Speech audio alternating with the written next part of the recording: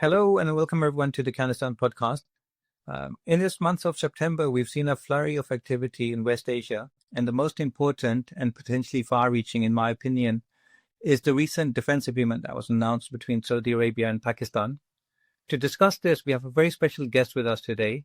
Joining us from Islamabad, Dr. Tauqeer Hussain Sargana is an associate professor in politics and international relations in the Islamic University of Islamabad. He's also the president and chief researcher in Pakistan Association of International Relations. And Dr. Tauqeer has also been training in naval and military colleges in Pakistan.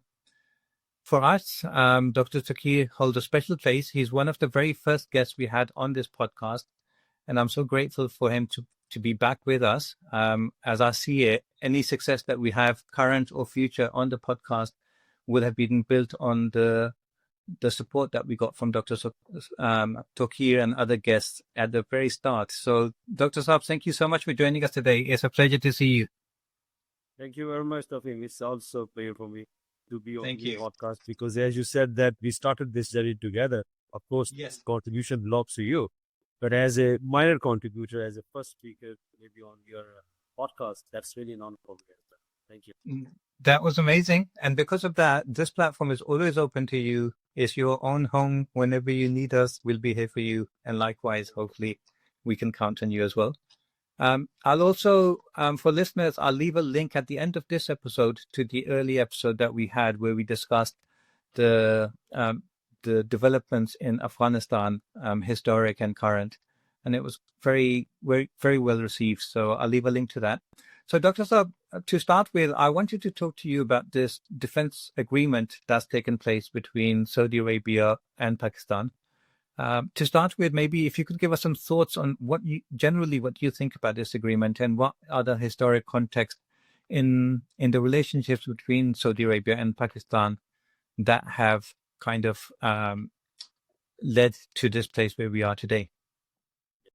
Thank you, Tauqeer, actually, for inviting me on this very important development recently going on between two brotherly countries, Pakistan and the Kingdom of Saudi Arabia. So when we talk about Pakistan and Saudi Arabia, we are really looking at one of the closest and most enduring military and security partnerships in the Muslim world. This partnership has been shaped by religion, strategy, and geopolitics.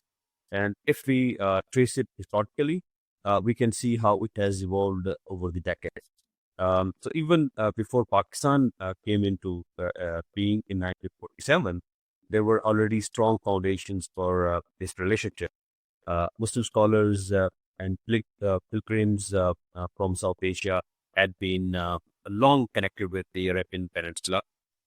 And those religious and cultural networks would later become the basis for state-to-state ties. So when Pakistan emerged as an independent country in South Asia, it was no surprise that Saudi Arabia was among the very first nations to recognize it. In those early years, from the late 1940s into the 1950s, both countries emphasized Islamic solidarity and friendship, which is the bedrock element of their interactions bilaterally.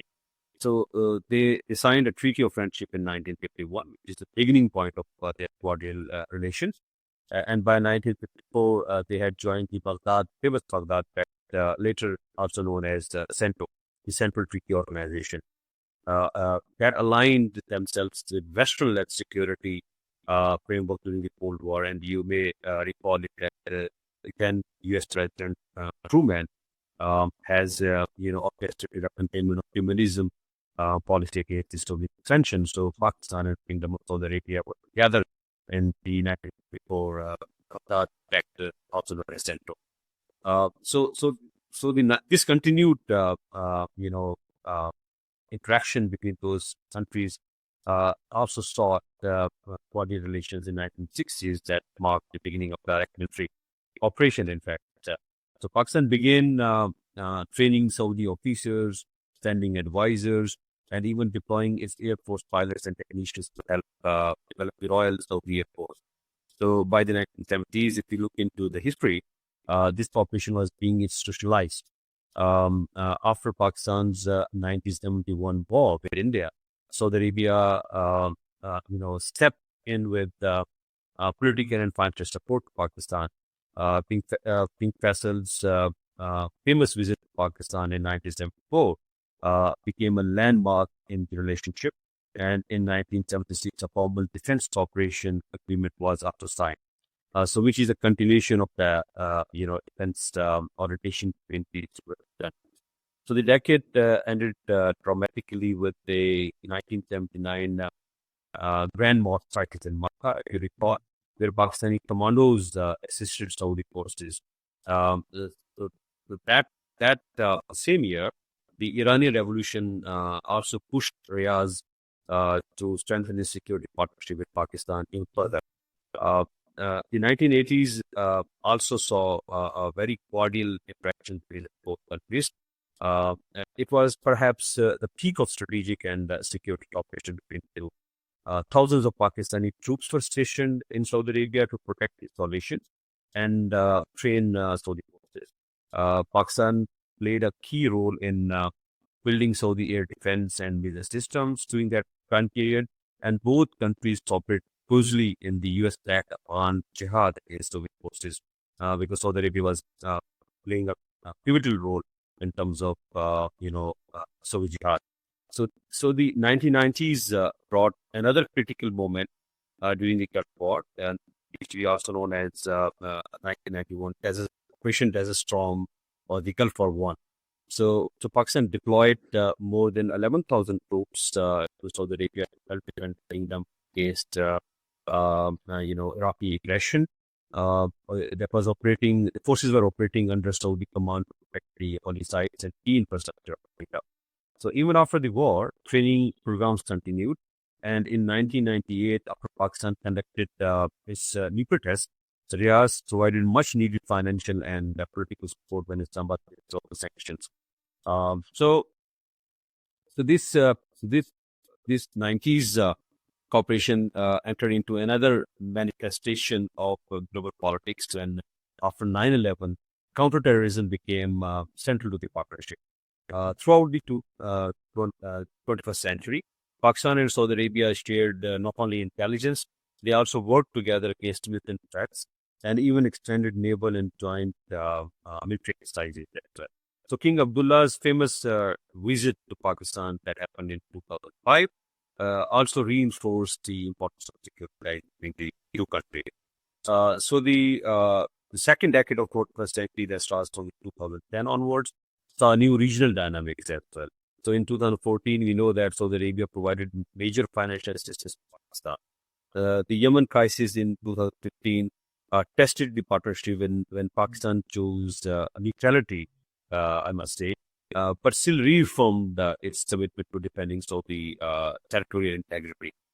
Another significant development, if we have to look into historically or contemporary time period, it was the appointment of Pakistan's former army chief, General Ahid Sharif, as head of the Islamic military counterterrorism coalition based in Riyadh in 2017, when he just left his office as of Pakistan. So he was appointed there. So military dialogues deepened in the following years until today. So especially on missile defense and joint training are the main four areas where both countries have worked consistently. So, and now in the 2020s, if you look in specifically, the relationship continues to evolve. Specifically in 2021, the two sides signed a defense cooperation memorandum to enhance collaboration in training, exercises, and even defense production. So Air Force and naval exercises have intensified after that, reflecting their shared concerns over Gulf and Red Sea security. More recently, regular counterterrorism drills and intelligence coordination under the Islamic military counterterrorism coalition have become routine in both countries, which is again a kind of promulgation of Saudi Vision 2030 that has opened space for Pakistan to contribute to the foreign region as well. So if we step back and look at the big picture from 1947 to today, several themes stand out. So So among them, there has been a consistent Pakistani presence in Saudi defense institutions since the 1960s. Multiple defense agreements from the 1951, Treaty of Entry to the 1976 Act, to the 2021 MOU, have given structure to the kind of relationship that you and I are witnessing in September, on 17 September 2025. So this is how Pakistan and Kingdom of Saudi Arabia are getting closer, and the defense and security relations have grown far beyond their early roots in religious solidarity. So over 7 decades, I believe they have become a deep strategic partnership that spans military training, joint exercises, counterterrorism, defense production, and broader regional security objectives. Through all the geopolitical shifts of the past 75 years, I think so. One constant has been clear. Both countries have consistently stood by one another in the face of the. Thank you so much. Hey there. I hope you're enjoying this episode. Let me just take a moment to introduce our sponsors for today. This episode is kindly being sponsored by the Worldwide Listings Company Limited, or WLC for short. WLC is a complete A to Z Amazon account management service. So if you're looking to start an e-commerce business, or you already have a business that you want to take to the next level, then get in touch and WLC will be able to help. Just for transparency purposes, let me also mention that WLC is a company that I personally created and am a director of. So when you get in touch with WLC, you will be speaking with directly myself or my team, and we very much look forward to speaking with you to see how we can serve your needs. Thank you. And with that said, let's get back to the episode. Thank you for such a detailed roundup. Also, I'd like to talk to you about what led to where we are now. Like what were the circumstances that required this agreement to take effect, and how will relations firstly remain the same, and how will they evolve in your view? But before we actually talk about that, can we talk about what is the nature of this agreement? There's not a great deal of like details out in the public at the moment, but from what we have seen, obviously everyone's talking about the clause that says an attack on one country is going to be deemed as an attack on both countries, which is a very impactful clause. But then that's not the only thing that's there in the agreement. Can you talk to us about some of the things that potentially could be in the agreement? Yeah, I will not be speculative in perspective, because there are a lot of things which are not open up at the moment. But that's why I prefer to get benefit from the historical relationship between these two countries. That's how we can understand the nature of their future interaction under the Strategic Mutual Defense Agreement between Pakistan and Saudi Arabia. Because the history is clear before us, and that provides us that testimony that we can apply to understand the nature of future interaction. So I can be speculative at the end of this podcast, but right now I just want to be more articulated in terms of objectivity. So on the 17th of September 2025, Pakistan and Saudi Arabia, signed what's being called the Strategic Mutual, Defense Agreement in Riyadh. So if we see to the text of that agreement, at its core, the fact declares that any aggression against either country would be treated as aggression against both. So in many ways, this is the institutionalization of decades of military cooperation that I was referring earlier. So, but it also represents a new step, which is a formal reinforcement of joint deterrence.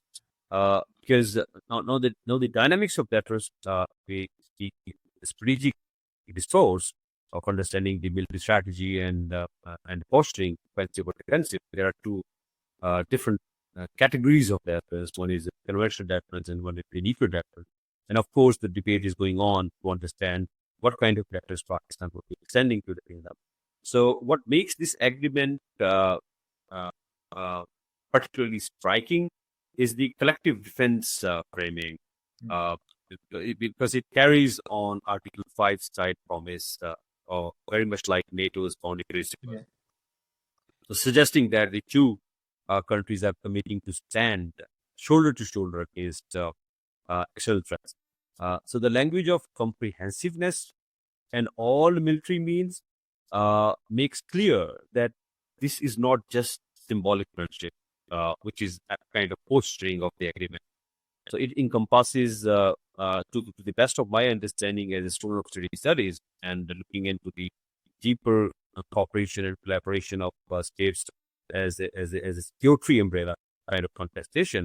So I believe it is the first layer of it is it encompasses intelligence, training, logistics, joint exercises, and even the possibility of direct military assistance if needed. So when it is needed, again, it is a subjective, speculative discourse. Scenario one, scenario two, scenario three. So those scenarios will be based on speculations because, to the best of my understanding so far, the kingdom has been facing kind of security challenges into the subconventional sphere. The conventional sphere is somehow encircling the security politics of Middle East, but it's so far not touching the borders of the kingdom as we speak right now. But what's going to happen in future? There's some more speculative discourse in that way. So the other big question raised is the nuclear angle, which I was talking about. The conventional side is one deference, and the nuclear side is another deference. So Pakistani, I can rely on the side of Pakistani official statements, Pakistani officials as a whole. That includes the defense minister, Khawaja Asif, who hinted that Pakistan's deference would apply to Saudi security needs. But again, I will not take out the nuclear factor of his statement because Pakistan's conventional factor is far superior at the moment that within the bilateral contestation of Pakistan with India, we have seen that Pakistan's conventional factors has given the required fruits in terms of maintaining the nuclear threshold intact while denying the space of conventional war in terms of getting into escalation towards nuclear. So that experience and exposure of Pakistan suggests that is the conventional deterrence which is going to be extended if needed for the Kingdom of Saudi Arabia. So that understandably drew international attention. I can understand that, and this is not out of box contestation, but it is there. So analysts now have been quick to point out that any form of nuclear sharing would be politically and legally very complicated because we all know that Pakistan is a state. It has altogether signed many international agreements and is binding those agreements, as in terms of legal ratifications, also in terms of some symbolic commitment to the safety, security, and safeguard of the international corporate regime protocols. So what we are likely seeing here is the use of ambiguity as a strategic tool, leaving adversaries uncertain without passing into the explicit commitments. So in practice, the agreement, I believe, seems to focus on more conventional cooperation, as I've already said. We can expect an expansion of joint training, I believe, which will be more strategic in nature. Maybe many commands would be, developed specifically for the kingdom by Pakistan. So more integrated, with more integrated intelligence sharing, stronger logistical support could be one of the factors of that. And deeper defense industrial ties where many components of the conventional factors can be manufactured in Pakistan or in kingdom. It depends on how both parties move forward. So these are the kind of steps that can be operationalized quickly, that deliver real utility to both sides. And that strengthen the overall architecture of the partnership without triggering the legal or diplomatic backlash that explicit nuclear regress would invite. So in a nutshell, this agreement marks a turning point. Of course, it formalizes the long-standing defense bond between Pakistan and Saudi Arabia. But signals a robust collective defense posture. Also uses ambiguity to enhance deterrence, as we discussed. But grounds itself in a practical conventional cooperation that both countries can sustain over time. Yeah, sure. Dr. Som, I've been listening to like a lot of discussions online about the nature of the agreement, but also what was the immediate need to have this formal agreement in place. And many of the people who have been talking about it have either been saying that this is like a West Asian centric agreement, or others say that this is a South Asian centered agreement. So some people say this agreement is in place because of the recent attacks that took place from Israel into Qatar. And it's all about Saudi Arabia, and Pakistan is just there. It's kind of, they see it from that one single viewpoint of view. Others see it from an India-Pakistan point of view and say Pakistan was under um, uh, risk of another war or escalation of what was caused. And they see that as just a Pakistan-centric point of view. Personally, I think it's a mutual agreement, and there's no one side that's going to be beneficial of the agreement. If that was the case, it just simply wouldn't work. An agreement has to be something that works for both sides. Can you maybe tell, what are your thoughts on why was the need to announce this and why now? You also mentioned the recent conflict that took place between Saudi Arabia and Yemen. And in 2019, Yemen launched some attacks inside Saudi Arabia, where America didn't step in to protect Saudi Arabia. I wonder what your thoughts are about that. Was that one of the catalysts as well, or do you think the Qatar thing was the more important thing? No, it's actually you're bringing the geopolitics into the framework of mutual agreement with Pakistan, which is again based on speculative scenarios.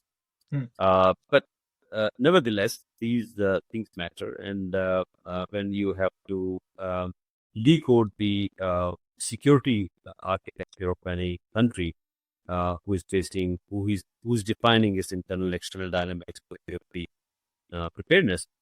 So we have to look into the environment surrounding us. So I will not simply deny the very importance of recent changes which are happening in the Middle East, including Qatar, and including Iran, including proxy networks, including the Yemen episode that have been very proactively trying to undermine Saudi defense. So these are one of the factors among many which comes into geopolitical formation. So to the best of my understanding, yes, these things have provided a kind of hurry in terms of getting into a kind of credible deterrence posture by the kingdom. Also, when it comes to who will be getting more benefit out of this agreement, when it's Saudi specific or whether it is Pakistan specific, I think both would get benefit out of it.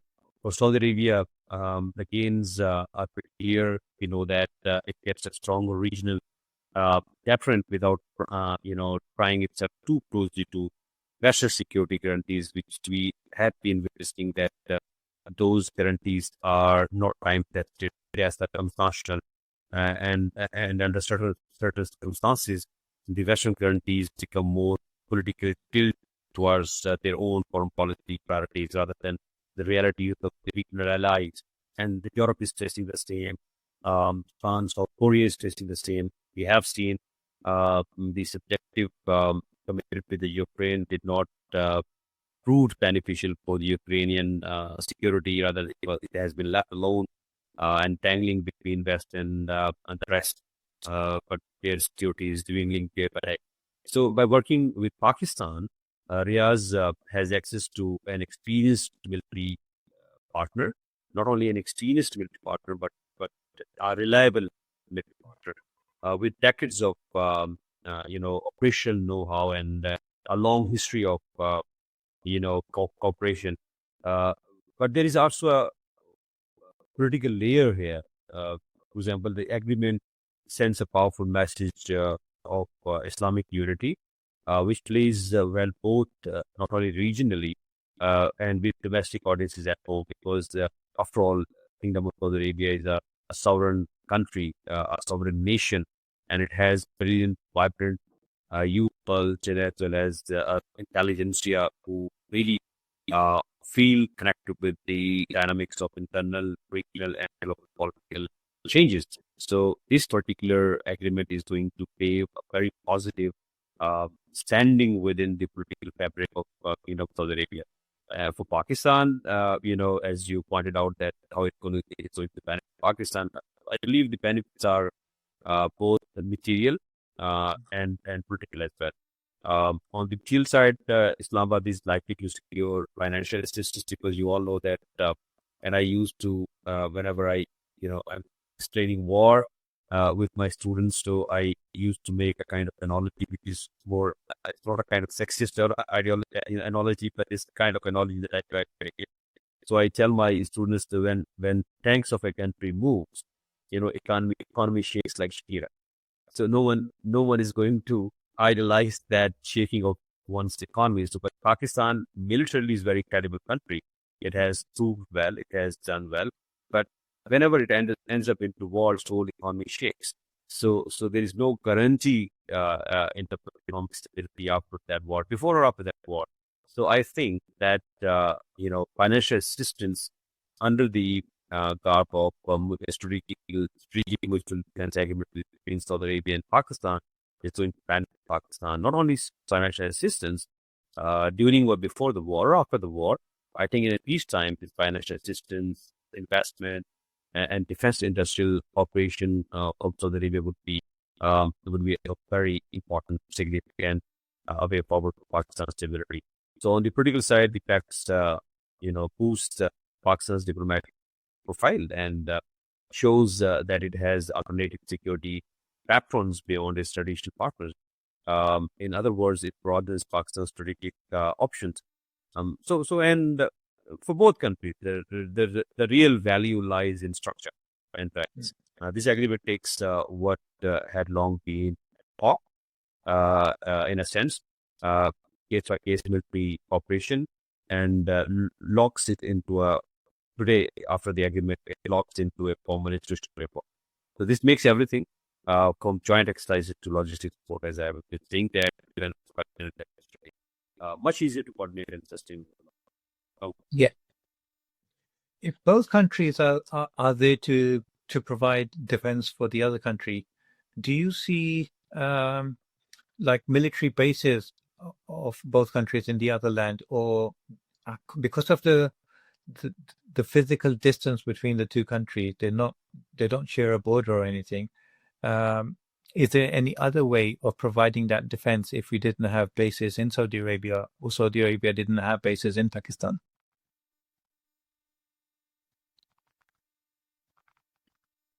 I think one of the big questions, people are asking is whether this agreement means Pakistan and Saudi Arabia will now host detailed places.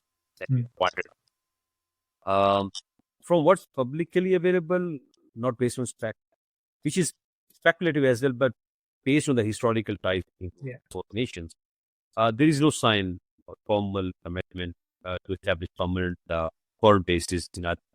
I don't think so. This is a kind of viable way forward in terms of strategic in the even the text does not mention that, and politically it would be very sensitive because foot on ground in terms of a bigger posture always create vulnerabilities for the stakeholders of the broader regional security approach. So the language of the fact and history does suggest, I believe, so is something short of permanent garrisons, I believe, but more structured than before. Expanded rotational presence, I believe, would be the viable way forward.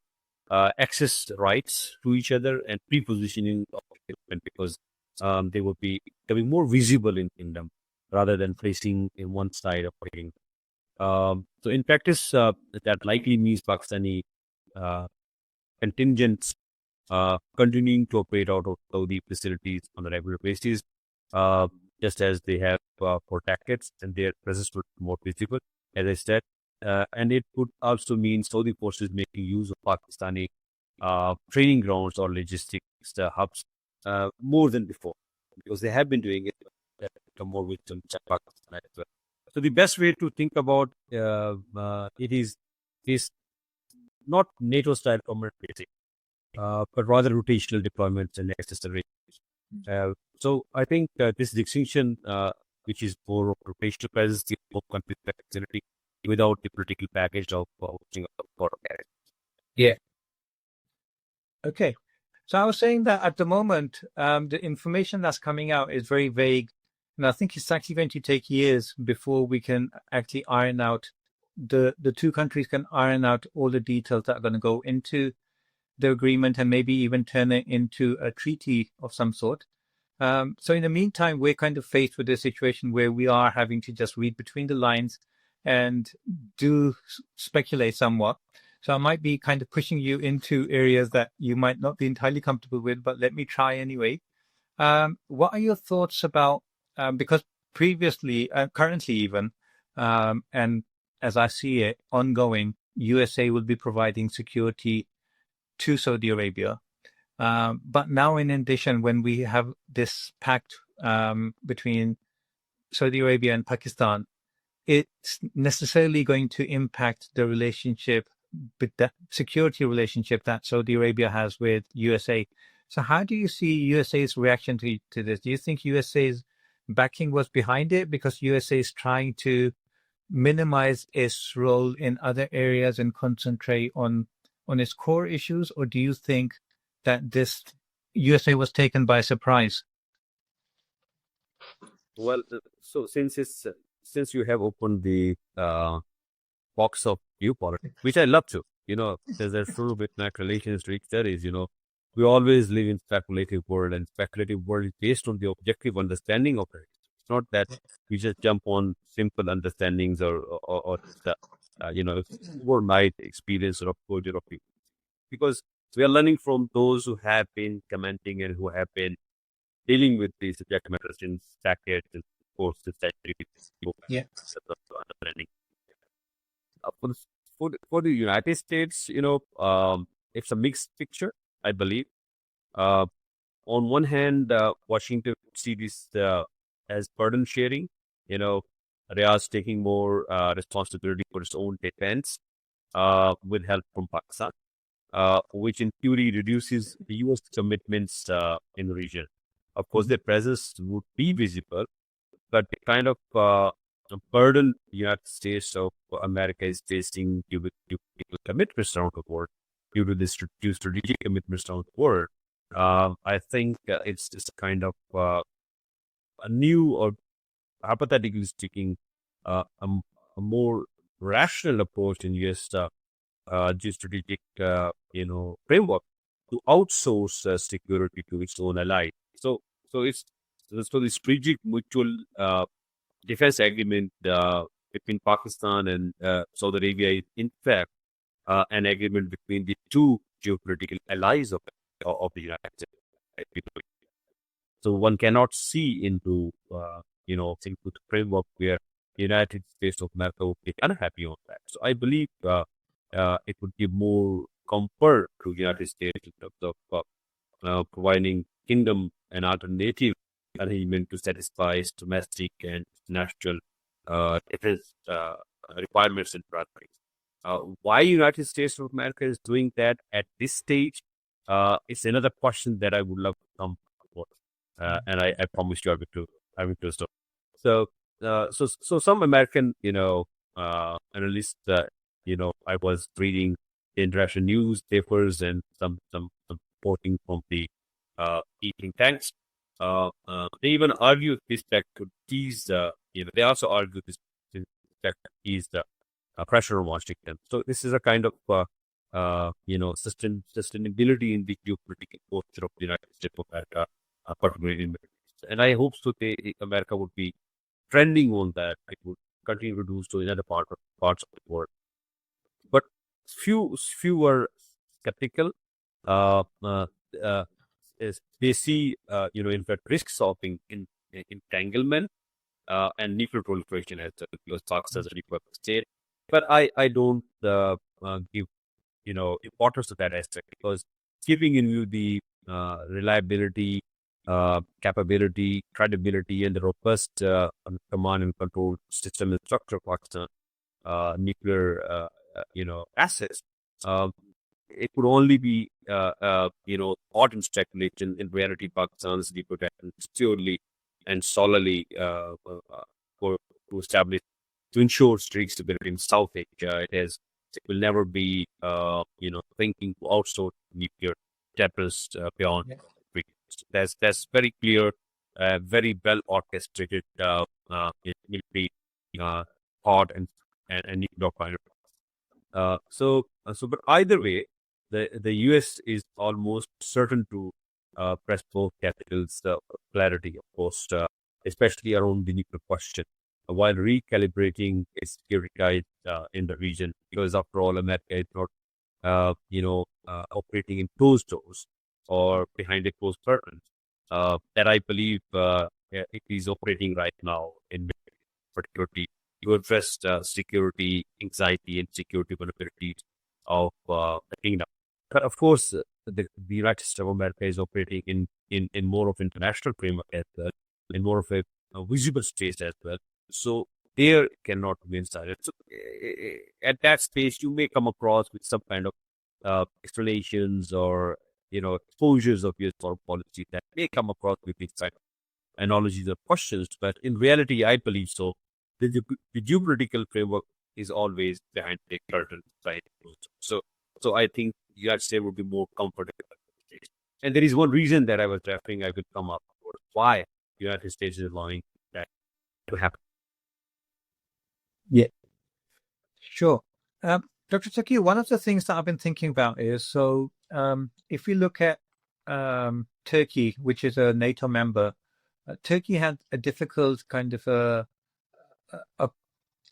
back and forth with USA because Turkey purchased Russian-made air defense systems, and because of that, America refused to sell Turkey its fifth-generation aircrafts because the concern for USA was that if they sold those fifth-generation aircrafts, then the Russian air defense systems will be able to pick up key signatures of the planes, and which might make them vulnerable in the future. So if you kind of take that and transpose that onto the current situation between Saudi Arabia and Pakistan, we will have a situation where Pakistan has maybe 80% of its equipment coming from China, and Saudi Arabia has maybe 80 or 90% of its equipment coming from USA. So in that case, there would probably have to be some level of discomfort for the USA to allow Pakistan to have joint operations whereby they are using American equipment alongside Chinese equipment. Do you see any kind of technical issues in that? Yes, you're exactly right, and that's a kind of a future scenario in terms of if Pakistan's military assets are placed in and under that hypothetical assumption, the same scenario would be created for United States that you are referring to S-400 system in the East. So yes, you're right in that. But again, if you remember that the kind of terrorist social that Pakistan would be extending to the kingdom is based for the scenario. So what kind of scenarios would demand Pakistan's defense assets to be placed in kingdom? So I don't see a kind of immediate conventional challenge to the kingdom that require agencies or Pakistani, defense equipment or procured from China. So I don't think so that is going to be an immediate concern, but of course, in realistic way, in future that one of the concerns that you have worried about. And also in terms of like future growth, do you see, is there anything stopping countries like Qatar or UAE to join this agreement in the future? Especially, I'm just thinking of the both of those countries being part of the GCC. Is there any kind of defense agreement there that would conflict with this kind of an agreement? But also, UAE has normalized relations with Israel. So, is there anything there that would stop them if they wanted in future to join this agreement? Yes, I think that is again a kind of scenario one cannot predict in terms of Qatar's possibility of joining or getting the same defense agreement with Pakistan or UAE's defense. Unless the geopolitical consideration of United States of America provides Pakistan that leverage to be there. So that's a kind of more geopolitical posting in that. So and in Pakistan, I don't believe that Pakistan would be operating into the security architecture of the Middle East, be an extension of geopolitical priority Yes. or an alliance base. So because my take is that the lens or the perspective I'm using to see Pakistan's new role in Middle Eastern security is actually connected with the US geopolitical priority. It's not coming an independent approach of playing a leading role in the Middle East. So if that is the case, my hypothetical lens or assumption is uh, relevant. So this question may have already been addressed.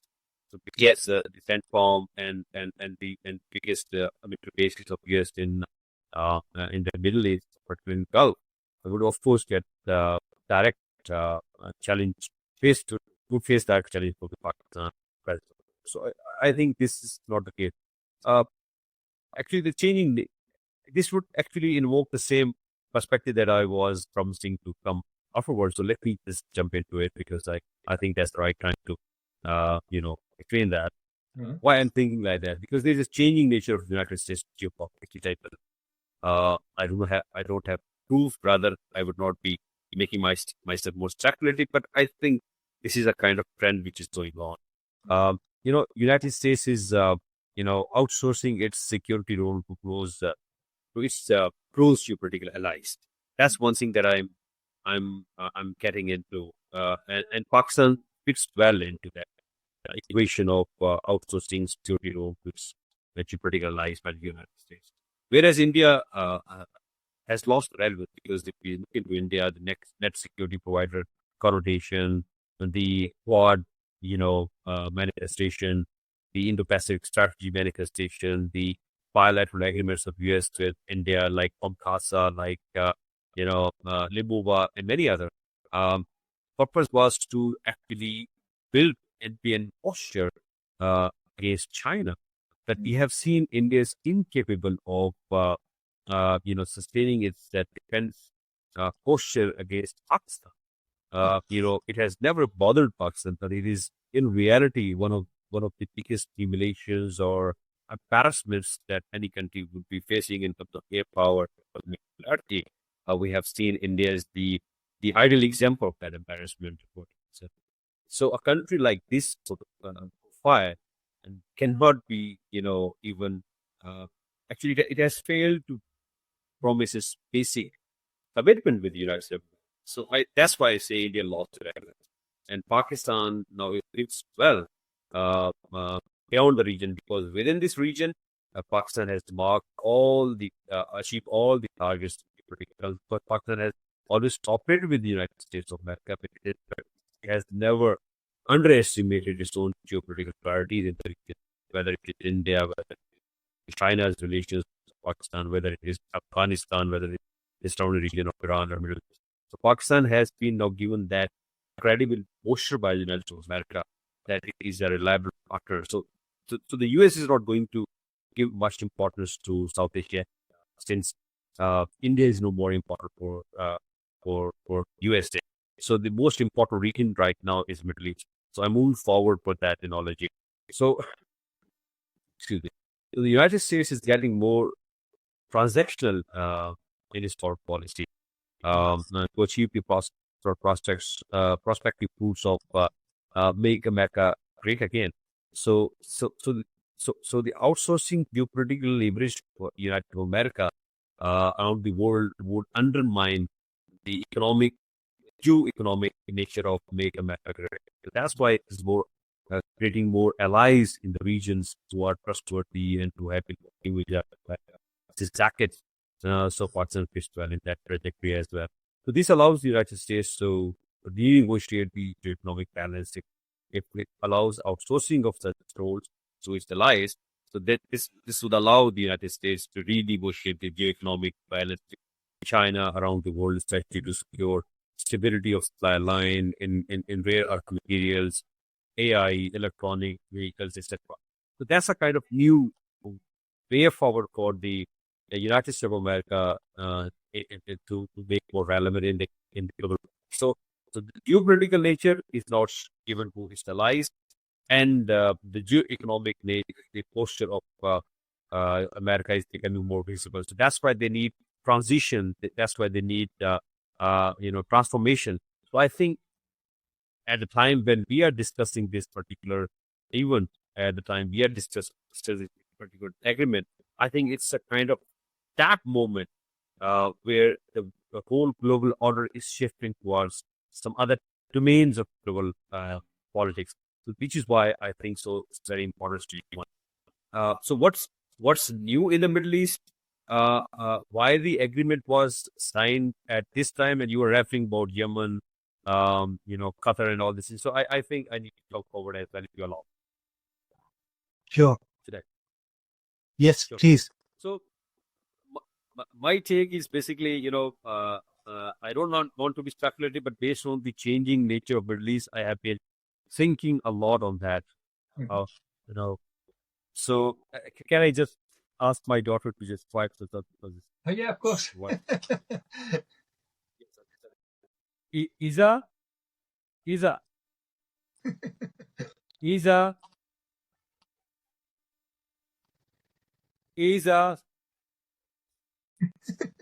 Maybe she can join. Yes. I'm recording a podcast. Come here. Come here. Can you see? Here. See? Say hi. Assalamualaikum. I'm on. Oh, she's unable to listen to your voice because I have a ear cord. Sorry, but No, it's okay. I'm on the recording. I don't. It's okay. And people, I will offer you some paper. Thank you. I have to bribe her. She's my daughter. Daughters are always bribable. How old is she? How old is she? She's 4 years of age. Yeah. Oh, yeah, mashallah. She goes to school. So sorry. So you were saying you're talking about the changing nature of the Middle East. Yeah. So actually, since Israel is at the epicenter. First of all, we have to understand because we teach in research the cause and effect relationship. It's a kind of dependent and independent way, but if there is some cause, if we understand the cause, we can understand the nature of the effect as well. So Israel is the cause of everything right now. So since the very creation of Israel in the Middle East, the region is trapped into a catch-22 situation. The so-called Arab anxiety not to accept Israel as a legitimate sovereign nation in Middle East has created a security dilemma for the whole Muslim.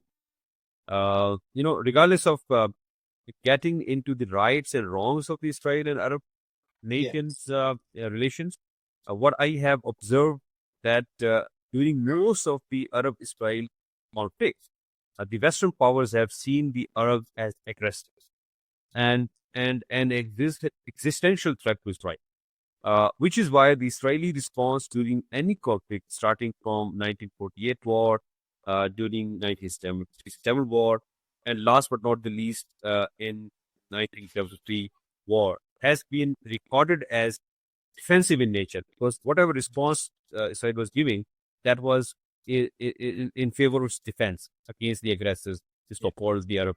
That's the Western promulgation has been in the literature and in the public political statements. So that, in simple understanding, has made Israel a victim of Arab, aggression. But Israel's military strategy to respond the aftermath of October 2023 incident, when Hamas on 7th of October attacked Israel, has opened the eyes of the whole world. Israel is no more a victim. rather an aggressor with a genocidal record. The world is no more buying the Israeli narrative alongside the Western mouthpieces of the Zionist stalwarts. So the genocidal behavior of the Israeli political and military leadership has pushed the Jewish state into the space of global scrutiny. Realizing that it is the last chance for Israel to make the dream of Greater Israel come true, it extended its aggressive posture from defensive to offensive. Now, this is the alarming balance. Israel waged a war on Iran on June 13th, 2025, which is also known as 12 Days War, starting from 30 June to 24 June. Israel also continued a unilateral attack on the southern territory of Iraq around September 9, 2025. So after the following two daring moves of Israel made her an aggressor with an offensive posture. Now the question is, will the United States allow Israel to change its status from defensive posturing to offensive posturing in the Middle East? In my understanding, is no. The US will never allow Israel to become offensive in the Middle East. So then a second question emerges, if no, then why the United States is unable to stop the offensive posturing of Israel in the Middle East?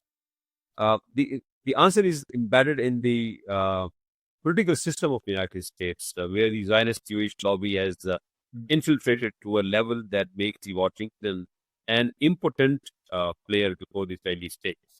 Whether it is about the U.S. veto power at the United Nations Security Council, or its global commitment to human rights, or its trustworthy relationship with the Middle Eastern nations with whom it's generally committed.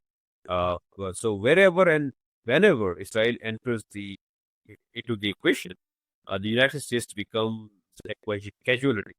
So in my understanding, the recent strategic mutual defense agreement between Saudi Arabia and Pakistan is an extension to a United States strategic commitment to ensure stability in the Middle East. In other words, keep the offensive posturing of Israel under credible check. So Pakistan's new role in the security architecture of the Middle East is an extension to the United States geostrategy rather than a kind of a standalone, independent understanding between Kingdom of Saudi Arabia and Pakistan. So that is why this is popping up, and that is why the Israel's offensive nature would be cut short or brought under a credible conversion efforts offered by Pakistan. So Thank you. That's really able to get more. Yeah. That's really interesting. It is very interesting. Let me ask you one other question about this before I maybe change topic slightly to ask you about the India-Pakistan war that took place in May. But just talking about this, so if the agreement between Saudi Arabia and Pakistan is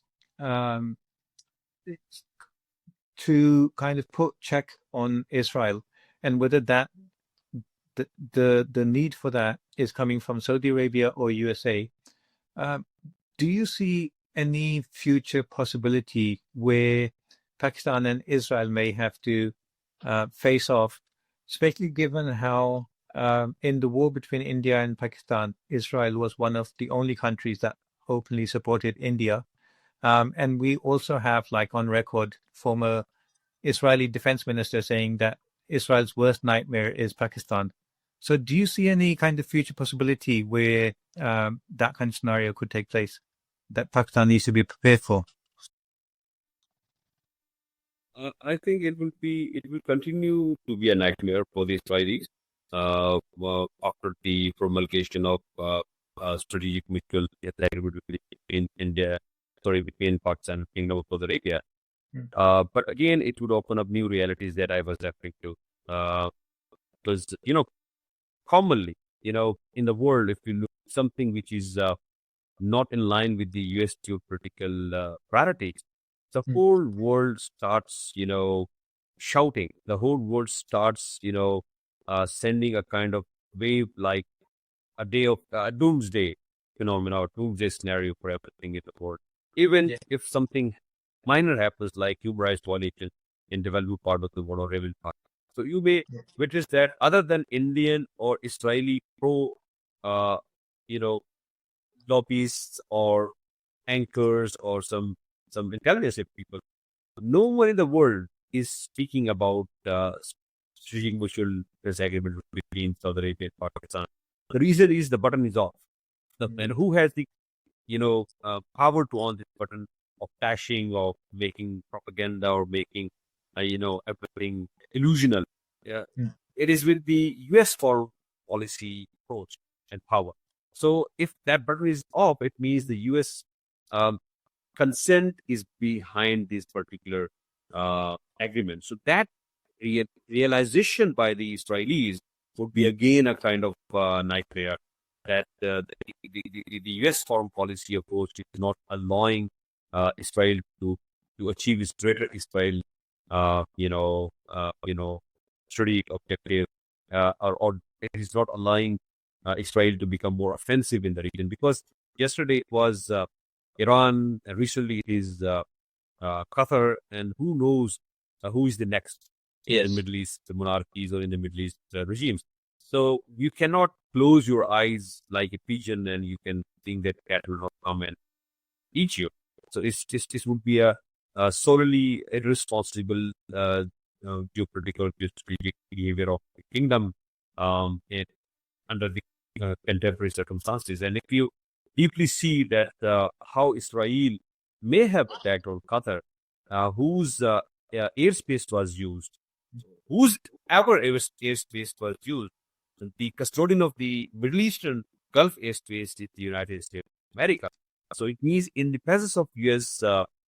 Air power, actually it's an impotent power for it becomes an impotent power for Israel. So there needs to be some other power who can ensure credible power projection in favor of signing country, which is Kingdom of Saudi Arabia. So I think the nightmare will continue. Vis-a-vis Israel's support with India, it will still continue because it's not a new phenomenon. I think starting from 1970s, it started with 1980s onward. Israel has been supporting Indian missile monitors and pause flag operations through its advisory, through its technology, through its training. So it's a common fact, but indirectly, now they have signed mutual, defense agreements, which is again providing them some technological superiority over Pakistan, but Pakistan credible and well-trained armed forces, especially the Air Force, has undo all those, technological upper edge of Israel with Pakistan. So we are fine with that because integrated effort mechanism and our multi-domain warfare capability that ensure that the Israeli is on well-grounded neighborhood efforts hosting by Pakistan. Okay.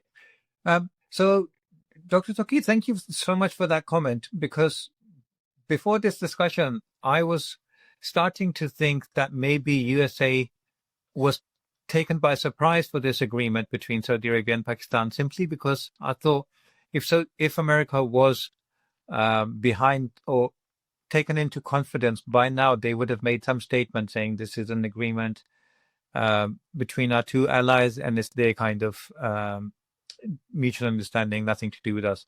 But because they've been so silent, I was beginning to think maybe they were taken by surprise. But I completely actually agree with your analysis that if USA was not taken into confidence, by now the propaganda machine would have kicked in, and we would have been in all sorts of problems by now.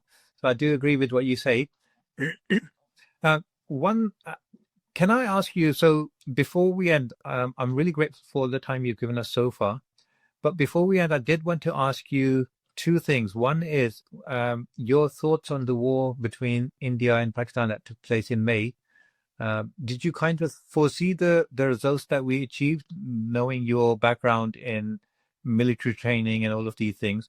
And secondly, this whole new thing that Trump has come up about wanting the Kargil air base back. What are your thoughts on that? If you could maybe address those two questions.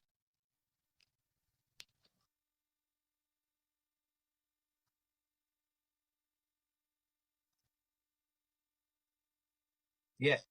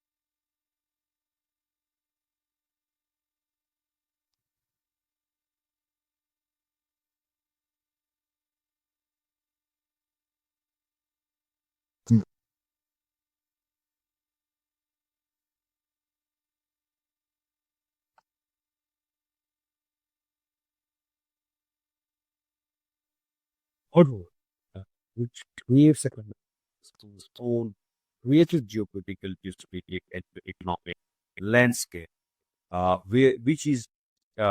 Israel is in defiance because Israel wants to create its own geopolitical, economic, and geostrategic landscape of the Middle East. And into my understanding, Israel has never been given that authority and leverage or portfolio beyond defensive posting. So the defensive posting qualifies Israel to bid for geopolitical, economic, and geostrategic playbook. So it will never be allowed by America, right? So American silence in this sphere is a kind of testimony that the Jewish Zionist influence in U.S. Political greatness is so big and so credible that no U.S. president would be able to drive the overall independent contextualization of U.S. foreign policy independently when there is Israel. So the Israel factor, I know is one of the biggest factor of Middle East. Yeah. So that's why this silence is indicating that U.S. wants stability in favor of the Arab world. But again, U.S. does not want that stability, not favoring Israel. So the defensive posture of Israel and the geopolitical posture of U.S. has always created a kind of space for Israel to sustain. But if Israel becomes more offensive in nature, the U.S. geopolitical posting would never be able to help. It would create a kind of an internal response by the Arab nations that would be out of hand for the U.S. geopolitics to manage. It's time to manage it to its own ally. So I believe so. The ally in terms of Saudi Arabia and Pakistan are trying to, work under the broader geopolitical posting of U.S. So of course, with silence of U.S. is the principle of strike. So that's one thing that I want to do. Yeah. Secondly, India, Pakistan's military orientation is based on the dynamics of Pakistan's nuclear tech threats.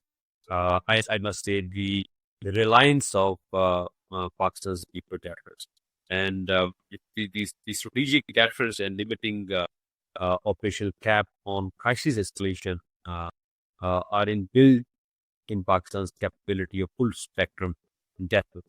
Along with full spectrum deterrence, the original connotation of Pakistan's minimum credible deterrence again intact was in the perspective of history. So in fact, the stability of Pakistan's strategic deterrence has never been compromised during any conflict with India, even during the recent May 2025 setup. In simple words, Pakistan has succeeded in terms of stability of nuclear deterrence due to its robust conventional response mechanism. So Pakistan's nuclear weapons had remained successful to define the limits of India's kinetic freedom of action. Recently, the promulgation of the Army Rocket Force Command provides an additional layer of strategic deterrence between the operations of conventional forces and the potential employment of nuclear forces. This in fact raises the nuclear threshold. The Army Rocket Force Command has simply responded to a need of the modern battlefield, while nuclear deterrence remains in place as the ultimate, shield against India. So unlike India, Pakistan has time and again demonstrated that restraint and responsibility are the key components of this nuclear policy.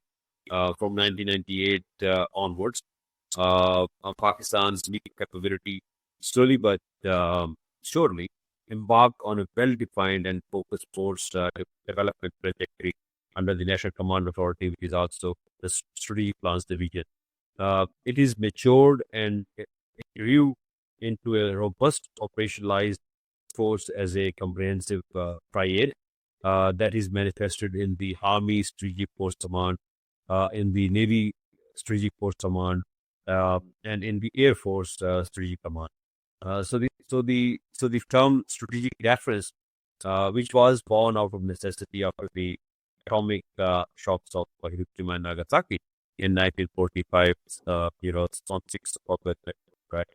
On 9th of August, right?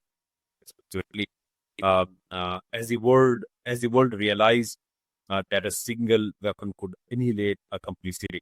So therefore, Pakistan's street deterrence is not offensive in nature; it is defensive, and solidly ensures stability in South Asia. So under those circumstances, I see that the large size of the army, the Indian army, does not tell the whole entire story or whole story. In fact, quality, technology, and training are the force multipliers that determine the picture in an armed confrontation. Pakistan has achieved, that a rank of net security provider due to these force multipliers, which is why the dynamics of conversion deterrence will become an active posture in the Middle East as well, solely to complement the defense readiness of the Kingdom of Saudi Arabia. So the strategic mutual defense agreement is a comprehensive defensive agreement that encompasses all military means. So as a military strategist, when we say all military means, in fact, it is contextual to subconventional, conventional, and nuclear environment. So facing the subconventional threat to security is not new for the kingdom, whereas the exposure of conventional threat is encircling the Middle Eastern nations so rapidly, which is why the kingdom is in hurry to prepare itself well on time. So the reliability of the United States as a security guarantor is no more an independent variable in the India office. It is now a moderating variable in the equation of security guarantee that altogether is becoming circumstantial and more of a transactor in nature. So the geopolitics of the United States is running distract from the original security guarantees to its allies. Rather, it is getting transactional in nature that seems to mirror Chinese approach. So India-Pakistan's equation is more of a stable, but who knows? Because India is following a false flag playbook, and time and again it uses that false flag playbook to its own domestic political benefits. And Pakistan has also always come forward and has to ensure the street stability of South Asia. Many times we have witnessed that the responsibility of ensuring street stability in South Asia is on the shoulders of Pakistan, whereas bringing instability in South Asia is always done by Indian side. So this is a kind of dilemma situation between stability and stability paradox. So Pakistan is so far recognized as one of the most credible nuclear powers in the world, who has overcome all hypothetical to real situations where strict stability but really take. So the credit goes to Pakistan readiness for strategic posturing in the future. Sure. The second part of your question was, Nadeem? Yes. So I was talking about, like, recently President Trump has come out and said that America wants Kargil Air Base back from Afghanistan. And because you know a lot about Afghanistan, and I'm wondering, is that something to be worried about for Pakistan? Like, because it's so near Pakistan, it's near Afghanistan, Iran, it's near China. What do you think is the implications for Pakistan? Well, the lens I usually use in geopolitics of the United States of America, I strongly believe that geopolitics of the United States of America never gets completed without consent of Pakistan or the active participation. This is the history, and if you remember that the Field Marshal General Asif Munir, when he was invited by President Donald Trump in White House, Yes, to have discussions of the issues. So afterwards, when journalists were asking Donald Trump that what happened in the meeting, so Donald Trump was of the opinion, and he said on record that Pakistan knows the battlefield more than we. So which means that the dynamics of battlefield would never be taken single-handedly by the United States of America when it comes to Pakistan's interest and states in it. So, of course, when it comes to Latin America, when it comes to Southeast Asia, when it comes to some other regions of the world, of course, the United States of America would not need Pakistan's consent or Pakistan's advice on that. But, of course, when it comes to South Asia and now to some extent Middle East, the United States of America would not operate without the consent and participation of Pakistan. So the Batram, military base that the United States of America is interested to get back because they have so much weapons there almost. starting from 8 billion, 17 billion US dollars in military capacities of weapons and equipment. And so this is the important strategic comeback from the United States, and I don't think so that would be done in isolation. They must have concerted this option or opportunity to Pakistan, and I don't think so. Of course, whenever things happen, there are repercussions. There are certain circumstances that get out of control. But Pakistan's robust, credible mechanism of controlling the circumstances of geopolitics within this region are so mature and credible that I don't believe the United States of America would be able to manipulate or intervene into any of these circumstances. If they wish to do, they can, but of course, Pakistan's credible control would never allow that to. So, as a repercussion, stability could be kind of conclusion, but that is not long for a longer period of time. Pakistan. But why it's coming? It's really strange because the Taliban regime is improper, politically speaking. And Taliban regime would not be able to justify any agreement with America. They cannot sell it to Russia. They cannot sell it to China. So it's more of a pressure on Afghan Taliban regime rather than Pakistan. If it's a kind of situation like catch-22 situation, doomed if you do, doomed if you don't. So if they enter into any kind of agreement, their whole social fabric would come against them. The so-called Taliban regime, which is controlling the Afghanistan right now, they would be discarded. They would be disowned by the second and third tier of Talibans, who actually usually are in confrontation with the top leadership of Taliban in terms of policy. So I think the current Taliban regime, which is holding Afghanistan power strings, would be facing real trouble. So from this particular, expectation or demand of America to hand over the Afghan areas to America. So if they don't, again, I told you they will be under pressure by the international community because the international community need to sponsor and facilitate their sustainability. But again, China and Russia are the important actors. So it's a security dilemma for the Taliban regime. Dr. thank you so much. I really appreciate the time you've given us and all of your insights. Just during our conversation, there are so many other things that I'm thinking I'd love to get your opinion on one day.